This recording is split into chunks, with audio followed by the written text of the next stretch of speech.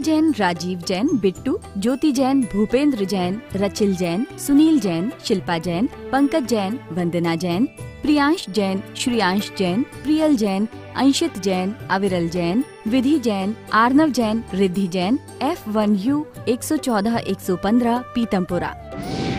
Shri Arun Jain, Shrimati Rekha Jain, DU 28 Pitampura. Shri Suresh Chand Jain, Shrimati Shanti Devi Jain, Shri Sanjay Jain, Shrimati सपना Jain, Shri Naresh Jain, Shrimati Meenu Jain, Namit Jain, Paras Jain, DU 97 Pitampura.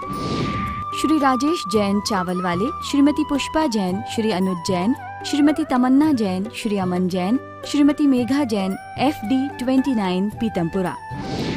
Shrimati Birma देवी जैन, धर्मपत्नी स्वर्गीय Shri Lalchand Jain, Shri Sunil Jain, Shrimati Kusum Jain, Shri Saurabh Jain, Shrimati Sonal Jain, Shri Mayank Jain, Shrimati Divya Jain, master Vihan Jain, baby Maisha Jain, DU 43 Pitampura.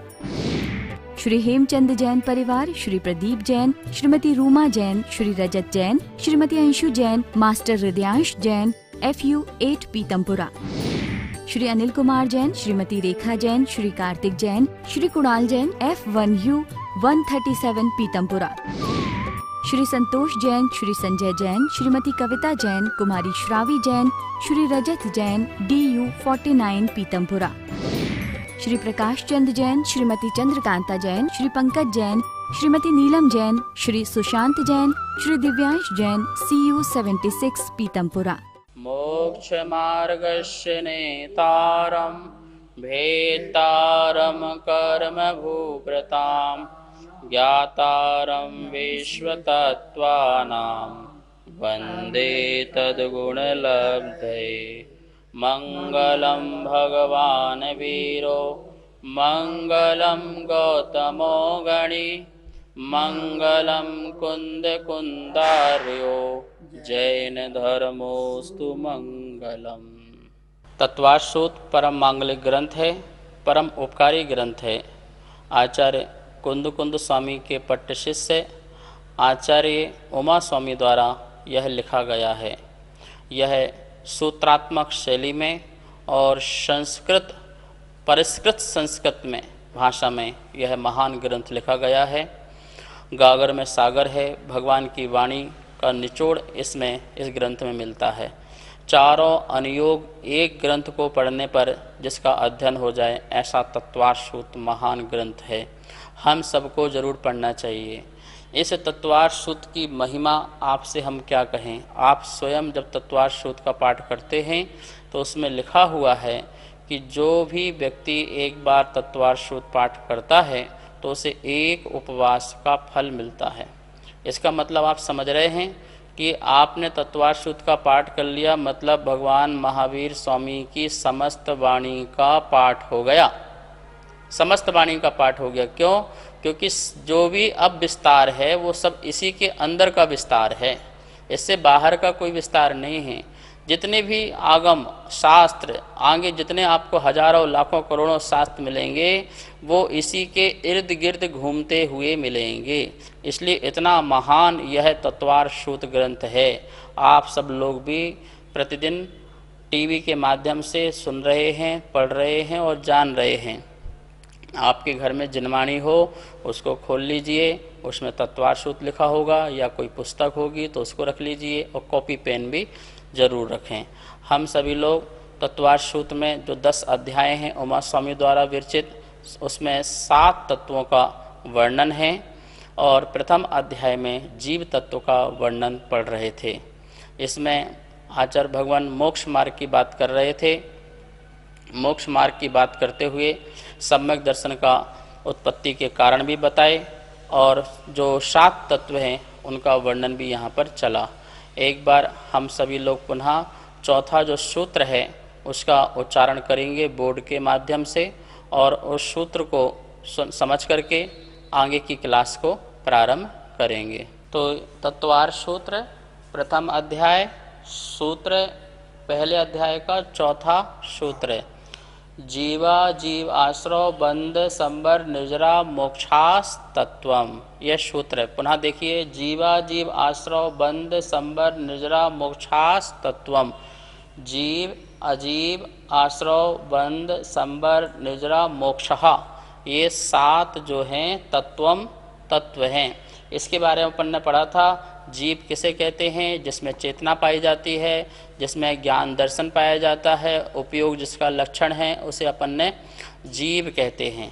जिसमें चेतना नहीं पाई जाती है उसे अजीब कहते हैं, ठीक है ना। और उस अजीब के 5 भेद भी होते हैं, पुद्गल, धर्म, अधर्म, आकाश और काल। इसका विशेष वर्णन अपन बाद में करेंगे। और आश्रव अपन ने कल बताया था कि आश्रव किसे कहते हैं। तो आश्रव भी 2 प्रकार के बताए थे, कर्मों के आने के द्वार को आश्रव, और जिस आत्मा के परिणाम से आते हैं उसे भी आश्रव। तो कर्मों के द्वार से आने वाले आश्रव को द्रव्य आश्रव, और जो आत्मा के परिणाम आने में कारण हैं उसे अपन ने भाव आश्रव। ऐसी बंध में जाना था अपन ने, क्या जाना था? कर्मों का आत्मा से संबंध होना, उसका नाम द्रव्य बंध, और जिस परिणामों से कर्मों का बंध होता है उसे अपन ने भाव बंध। इसी प्रकार से संबर कि कर्मों के आने को रुकने को द्रव्य संबर, और जिस परिणामों से कर्म रुकते हैं उसे भाव संबर। इसी प्रकार निर्जरा कि कर्मों का एक देश झड़ जाना, नष्ट होना, उसे द्रव्य निर्जरा, और जिस आत्मा के परिणामों से कर्मों की रुकना होता है, झड़ना होता है, उसे अपन भाव निर्जरा कहते हैं। इसी प्रकार से समस्त कर्मों का अभाव हो जाना, उसका नाम मोक्ष है, और जिस आत्मा के परिणामों से कर्मों का अभाव होता है उसे कहते हैं भाव मोक्ष। इस प्रकार से यहाँ पर अपन ने ये पढ़ा था। विशेष व्याख्या आगे करते हैं अपन। गुरुदेव, इन 7 तत्वों में पुण्य पाप की बात नहीं आई है, क्या ये पुण्य पाप इन 7 तत्वों से अलग है? बहुत सुंदर प्रश्न है। यहाँ 7 तत्व की बात चल रही है और पुण्य पाप का यहाँ पर नाम नहीं आया है, लेकिन 7 तत्वों में ही पुण्य पाप भी समाविष्ट हो जाते हैं। तो कौन से तत्व में पुण्य पाप समाविष्ट हो जाते हैं? तो देखिए, आश्रव, जो आश्रव है कर्मों का आना, वो 2 प्रकार से है। एक तो शुभ आश्रव और एक अशुभ आश्रव। 2 ही आश्रव होते हैं जगत में। या तो आप अच्छा काम करोगे या आप बुरा काम करोगे, बुरा सोचोगे या अच्छा सोचोगे, बुरा बोलोगे या अच्छा बोलोगे। तो आप मन से, आप वचन से, आप काय से ये शुभ और अशुभ कार्य करते हैं। तो शुभ का नाम ही पुण्य है और अशुभ का नाम ही क्या है? पाप है। तो शुभ अशुभ, तो आश्रव किसका होगा? शुभ और अशुभ का। तो आश्रव में ही पुण्य पाप समाविष्ट हो गए और बंध में भी पुण्य पाप समाविष्ट हो गए, क्योंकि जिनका आश्रव होगा उनका ही उसी कसाय से क्या हो जाएगा? बंध हो जाएगा आत्मा के साथ। तो पुण्य का आश्रव, पुण्य का बंध, पाप का आश्रव, पाप का बंध। तो जीव जो है अजीब आदि वस्तुओं के माध्यम से उनमें राग द्वेष के परिणाम करता है, तीव्र परिणाम करता है तो पाप का आश्रय होता है, मंद रूप परिणाम करता है तो पुण्य का आश्रय होता है। ये तो पुण्य पाप की परिभाषाएं हुई। और आश्रय और बंध में जो है वह इन दोनों तत्वों को भी समावित कर लिया जाता है। यदि अपन इनको अलग से जोड़ देते हैं तो ये फिर तत्व न बोल करके इनको पदार्थ कहते हैं। तत्व अलग है और पदार्थ अलग है। पदार्थ की व्याख्या बिल्कुल अलग है, क्योंकि वो पर्याय की अपेक्षा है। यहाँ तत्व की बात चल रही है जो जीव का स्वभाव है, तो उसकी बात चल रही है। तत्व भाव की बात चल रही है, जो भाव, जीव का भाव, अजीब का भाव, आश्रव का भाव, बंध का भाव। तो पदार्थ में भाव की बात नहीं, पदार्थ में पर्याय की बात चलेगी, तो वो बात अलग होगी। लेकिन आश्रव और बंध में भी पुण्य और पाप का समाविष्ट हो जाता है, इसलिए यहाँ पर पुण्य पाप को अलग से बताने की आवश्यकता नहीं पड़ी। गुरुदेव नमस्तु। इन 7 तत्वों का क्रम इसी तरह क्यों बताया? बहुत सुंदर प्रश्न है कि जब हम बचपन से ही पढ़ते आ रहे हैं, जीव, फिर अजीब, फिर आश्रव, फिर बंध, फिर शंबर, निर्जरा और मोक्ष। बचपन में तो हमने ये क्वेश्चन किया ही नहीं।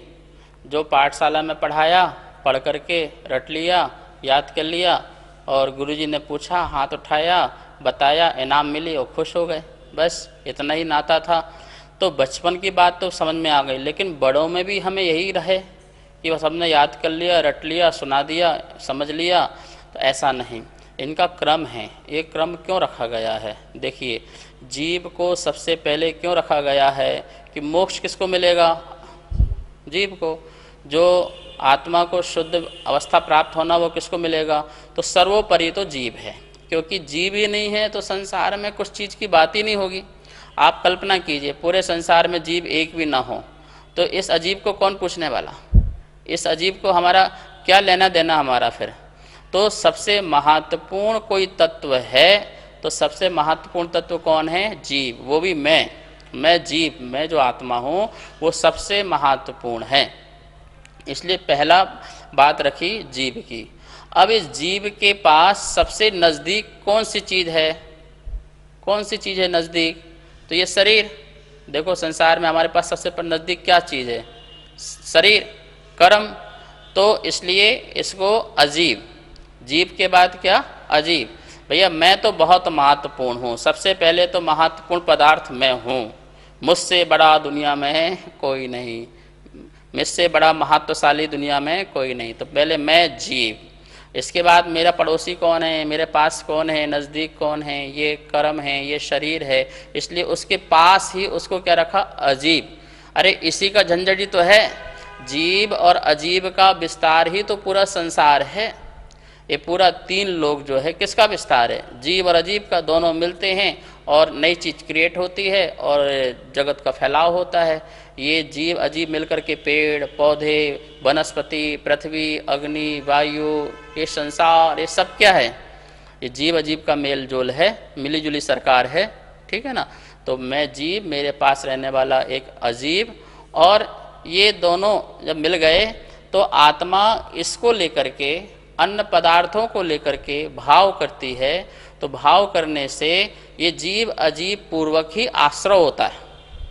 बिना अकेले जीव आश्रय नहीं कर सकता और बिना अकेले जीव भी आश्रय नहीं कर सकता। जीव भी आश्रय नहीं कर सकता बिना अजीब के सहारे, और अजीब भी आश्रय नहीं करता बिना जीव के सहारे। तो दोनों के मिलने पर ही क्या होता है? आश्रय। इसलिए तीसरे नंबर में क्या रखा? आश्रय। कि जीव अजीब के मिलने से, दोनों में मिलने से एक आश्रय होता है, द्रव्याश्रय और भावाश्रय। तो दोनों हुआ आश्रय, इसलिए तीसरे नंबर में क्या रखा? आश्रय। अब कोई चीज़ आएगी तो रुकेगी भी, ठीक है ना? तो वो रोकना न रोकना हमारे ऊपर है, पर आई है तो कुछ पल के लिए रुकेगी और फिर जाएगी। मेहमान आए हैं तो आप बैठने को बोलो तो बैठ जाएंगे, नहीं बोलो तो चले जाएंगे, पर अंदर तो आ ही गए ना, तो बंद तो थोड़ा बहुत हुआ ही ना। कितना भी क्षण का बंद हुआ हो, पर बंद तो हुआ। बैठ जाएंगे तो बहुत देर के लिए हो जाएगा, और खड़े खड़े चले गए तो उतनी देर के लिए बंद हुआ। उतने देर तक आप भी तो बिजी रहे, और ज़्यादा बैठ जाएंगे तो पूरे फंस जाएंगे अपन, दुकान मकान भी नहीं जा पाएंगे, घर का काम, बच्चों का काम कुछ नहीं कर पाएंगे, उसी में लगे रहेंगे, तो वो बंद हो जाएगा। इसलिए आश्रय के बाद क्या रखा? कि जो आया है वो कुछ पल के लिए बंद को प्राप्त होगा। तो इसलिए आश्रय के बाद बंद। अब भैया कुछ ऐसा काम करो, ये मेहमान बैठ ही गया, निकालने का काम करो, ठीक है ना भाई साहब?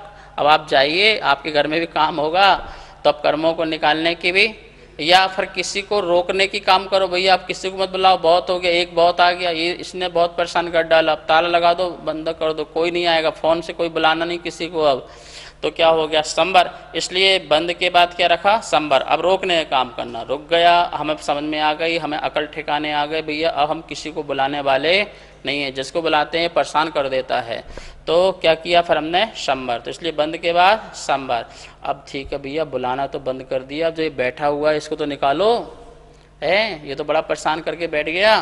तो भैया जैसे जैसे हाथ जोड़ के, पैर जोड़ के, समझा के, बहला करके, नए प्रकार के उपाय करके उसको क्या किया?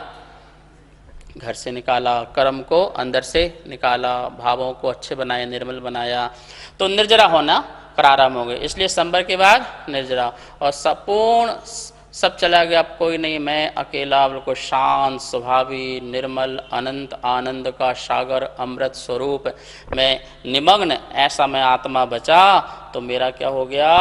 मोक्ष हो गया। तो इस प्रकार से इसका क्रम इस प्रकार से। इसलिए जीव के बाद अजीब, अजीब के बाद आश्रव, आश्रव के बाद बंद, बंद के बाद संबर, संबर के बाद निर्जरा, और निर्जरा के बाद मोक्ष। इसलिए यह क्रम रखा गया। अब हम सभी लोग जीव और अजीब को समझते हैं। जीव जैसे बताया था, जिसमें चेतना पाई जाती है, जिसमें चैतन्यपना पाया जाता है, जो अखंड होती है, खंड खंड नहीं होती है, अनादि अनिधन होती है, अनादि काल से है और अनंत काल तक रहेगी। अर्थात जिसका जन्म नहीं है, जिसका मरण नहीं है। जो हम जन्म मरण कहते हैं वो शरीर की अपेक्षा कहते हैं, प्राणों की अपेक्षा कहते हैं। प्राणों का संयोग होने का नाम जन्म और प्राणों का वियोग होने का नाम मरण। लेकिन आत्मा का ना जन्म, आत्मा का ना मरण। ऐसी आत्मा को हमें जानना है जो अजर है, जो अमर है, जो अविनाशी है, जो द्वंद्व रहित है। दो के साथ रहते हुए भी, कर्म शरीर आदि के साथ रहते हुए भी ये एक में एक नहीं होती है। दूध जल में रहते हुए भी जल दूध नहीं हो जाता, दूध जल नहीं हो जाता। जिस प्रकार से कीचड़ में पड़ा हुआ रत्न जो है कभी कीचड़ नहीं हो जाता, कीचड़ कीचड़ होता है और रत्न रत्न होता है। भले ही दोनों की पर्याय अभी गंदी पर्याय कह सकते हैं कि रत्न गंदा रत्न है, कीचड़ युक्त रत्न, मल युक्त रत्न, लेकिन रत्न कभी मल नहीं हो जाएगा और मल कभी रत्न नहीं होगा। मल मल ही रहेगा और रत्न जड़ जड़ ही रहेगा और चेतना चेतना ही रहेगी। इसको पक्का श्रद्धान कर लेना, बिल्कुल मजबूत श्रद्धान कि ये मैं अनंत काल तक, अनादिकाल से शरीर में रहा, पर शरीर की संगति करते करते हुए भी आपको पता है एक समय भी ऐसा नहीं रहा जिस समय हमारे पास शरीर न रहा हो। एक समय भी, आज तक एक समय भी ऐसा नहीं रहा जिस समय हमारे पास शरीर कर्म ना रहे हों। अर्थात अनादिकाल से एक समय भी हमारा ऐसा नहीं गया, प्रति समय हमारे पास शरीर और कर्म रहे हैं। ठीक है ना। अपन ये शरीर का वियोग हो गया ना तो दूसरे शरीर धारण करने में 2-3 समय जो 4 समय लग जाता है, तो विग्रह गति, एक स्थान से दूसरे स्थान जन्म लेने को विग्रह गति कहते हैं। तो उस विग्रह गति में भी कारमण शरीर रहा, कर्मों का जो पिंड रहा वो भी एक शरीर है, कारमण शरीर, तो वहाँ भी शरीर रहा और बाद में जन्म ले लिया तो वहाँ भी दूसरा शरीर हो गया। तो बिना शरीर और बिना कर्म के आत्मा अनादिकाल से बिल्कुल अलग नहीं हुए। लेकिन फिर भी आज तक आत्मा जो चेतना है जड़ के साथ रह करके जड़ नहीं हो गई। जैसे शराबी व्यक्ति के साथ रह करके व्यक्ति शराबी हो जाता है ना, जुआ खेलने वाले व्यक्ति के साथ संगति करने से व्यक्ति जुआड़ी हो जाता है। तो ये तो संसार में है। लेकिन चेतना बोलो कि ऐसी चेतना भी हो जाए कि जड़ की संगति कर करके, शरीर की संगति करके, मल की संगति करके वो भी मैली हो जाए, वो भी जड़ हो जाए, तो बोले ऐसा नहीं होगा। तो जड़ चेतन नहीं होगा और चेतन जड़ नहीं होगा। दोनों अपने अपने जड़ जड़त्व को नहीं छोड़ेगा और चेतन चेतनत्व को नहीं छोड़ेगा, अपना चेतनपना दूर नहीं करता है। इस तत्व को अच्छी तरह से समझ लेना। अनादिकाल से कितनी पर्याय धारण की, कितनी अवस्थाएं धारण की, मनुष्य गति, त्रिंच गति, देव गति, नरक गति, कितनी कितनी कीड़े मकोड़े कितनी कितने पर्याय में गए, लेकिन कोई गुण हमसे निकल करके हट गया हो, अलग हो गया हो।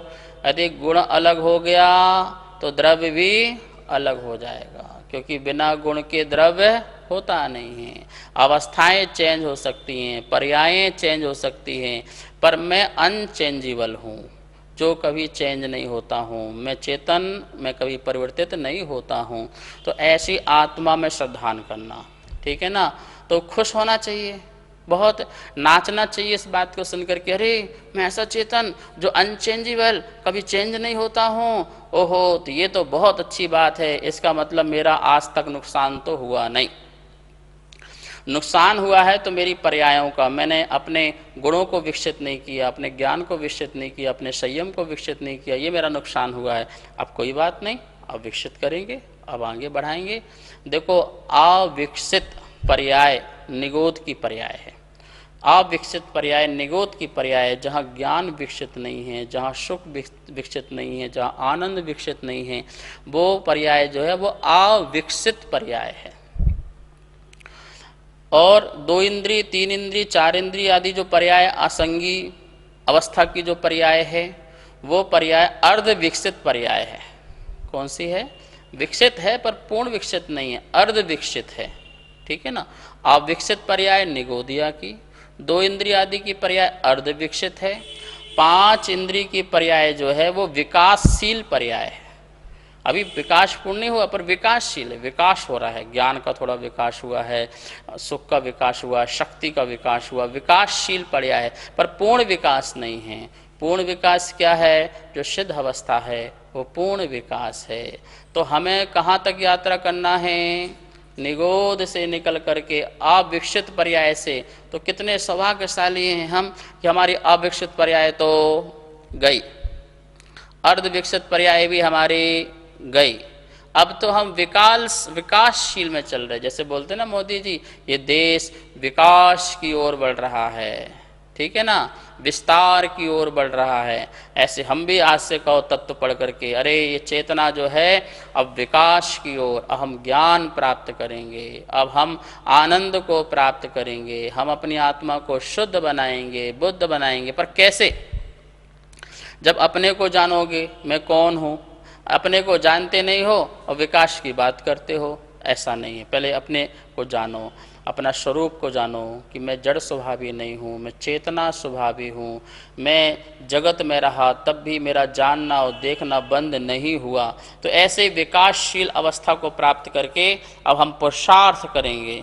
जो ये अजीब के प्रति जो हमने मोह माया लगा रखी थी, ये मैं हूँ, ये मेरा है, ये शरीर को मैं करता रहा, और ये मेरा परिवार, मेरा घर, मेरा परिग्रह, मेरी दुकान, मेरे बच्चे, ये मेरा दुनियादारी, ये मैं और मेरा, ये भाव निकाल देंगे और अब शुद्ध बुद्ध चेतना होने का प्रयास करेंगे। जो इस प्रकार से अपनी आत्मा को ऐसा जानता है, कैसा जानता है? अपनी आत्मा को बंध रहित जानता है, स्पर्श रहित जानता है, रस रहित जानता है, गंध रहित जानता है, वर्ण रहित जानता है, मात्र चेतना ही जानता है।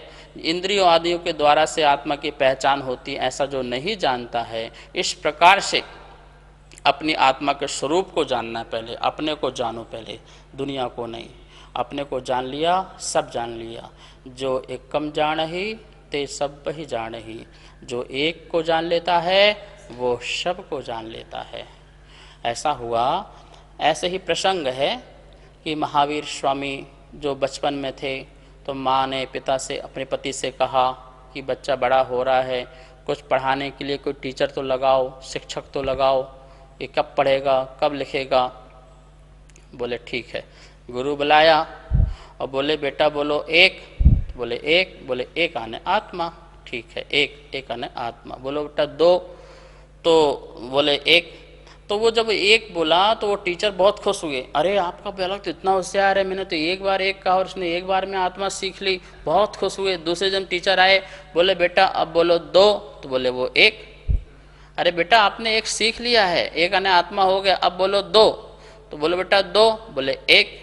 अरे भैया वो दो से आगे नहीं बढ़ रहा, शाम तक हो गई। माता को बुलाया, पिता को बुलाया। बोले ये तो दो एक से हम तो सोच रहे थे बहुत होशियार है, एक ही बार में सीख गया, ये दूसरे से आगे नहीं बढ़ रहा है। तो बोले बेटे क्या बात है, क्यों नहीं बढ़ रहे हो? माता जो एकम जानई ते सब भी जानई। जो एक को जान लेता है वो सबको जान लेता है। सबको जानने की जरूरत क्या है? ओहो, माता पिता टीचर ने भैया हाथ जोड़े। जो 3 लोग को पढ़ाने आया है, क्या हम उसको पढ़ा सकते हैं? वो स्वयंभू होते हैं, वो स्वयंभू होते हैं, सब जानते हैं, और हम उसको पढ़ाने की बात करेंगे? आहा, तीर्थंकर स्वयंभू। एक बात बताई, आत्मा को जानो, चेतना को जानो। इस प्रकार से चेतना को जानने के बाद हम अजीब को भी जानते हैं। अजीब जो है, जो चेतना से रहित है, इस प्रकार से इससे विपरीत है। तो इस प्रकार दोनों जानने के बाद भेद विज्ञान होता है। अब हम यहाँ पे स्लाइडिंग आपको दिख रही होगी।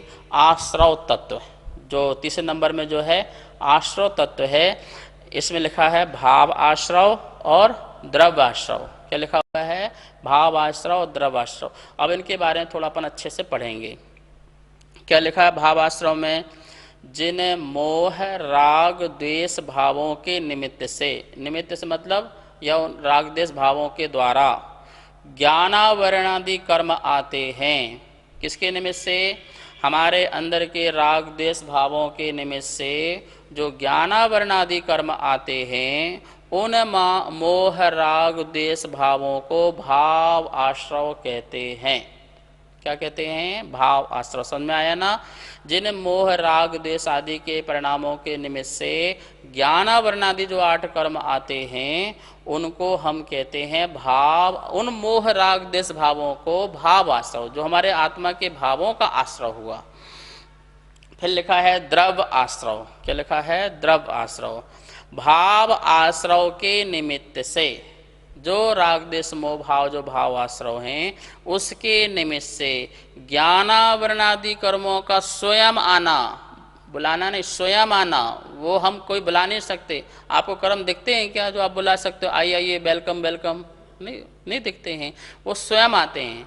जैसे चुम्बक की तरह है, अपन ने यहाँ चुम्बक रखा तो जो सुई है लोहे समान, वो अपने आप आ गए, हमने बुलाया नहीं।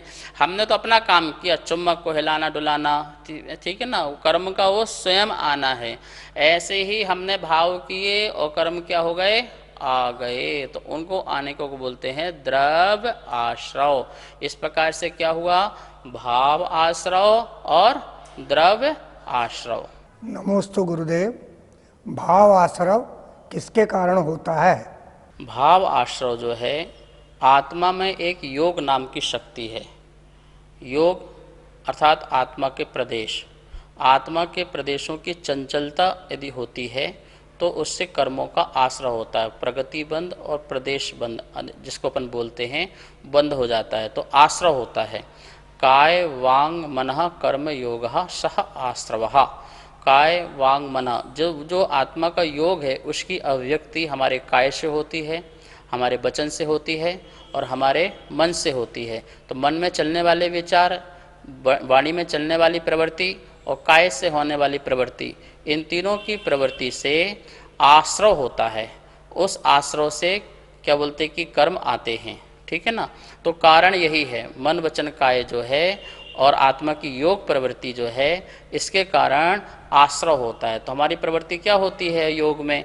हमारा जो उपयोग है वो अशुद्ध होता है, विकारी रूप होता है। तो उसके कारण आश्रव रूप राग द्वेष मोह होते हैं और उसके कारण मन वचन काय की प्रवृत्ति होती है, तो वो कर्मों का आश्रव हो जाता है। इस प्रकार से काय वांग मन कर्म योगः सह आश्रवः, यह आश्रव का भाव आश्रव का कारण होता है।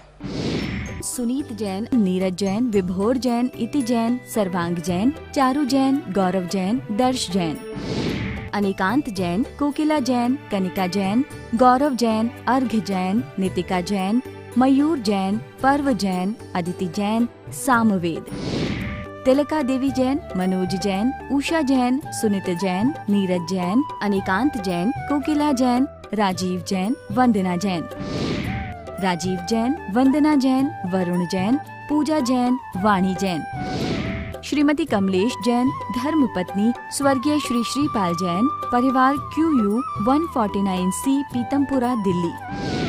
श्रीमती आशा जैन, धर्मपत्नी श्री सुखमाल चंद जैन, चावल वाले, श्री रवि जैन, श्रीमती डिम्पल जैन, श्री अमित जैन, श्रीमती मीतू जैन, श्रेय जैन, अर्पित जैन, कनिका जैन, आदित्य जैन, FU 71, पीतमपुरा, दिल्ली। श्रीमती केला जैन, श्री जगदीश राय जैन, श्रीमती उषा जैन, श्री कुलभूषण जैन, श्रीमती प्रीति जैन, श्री संजय जैन, मोनाल जैन, हाद्विक जैन, साक्षी जैन, DU 5, पीतमपुरा, दिल्ली। श्री संजय जैन, श्रीमती रचना जैन, श्री सक्षम जैन, श्री उत्कृष्ट जैन, श्री दीपक जैन, श्रीमती स्वाति जैन, उन्नति जैन, आगम जैन, F1U1, पीतमपुरा। श्री अजय कुमार जैन, श्रीमती सुमन जैन, श्री अभिषेक जैन, श्रीमती दिव्या जैन, मास्टर लवित जैन, BU 101, पीतम।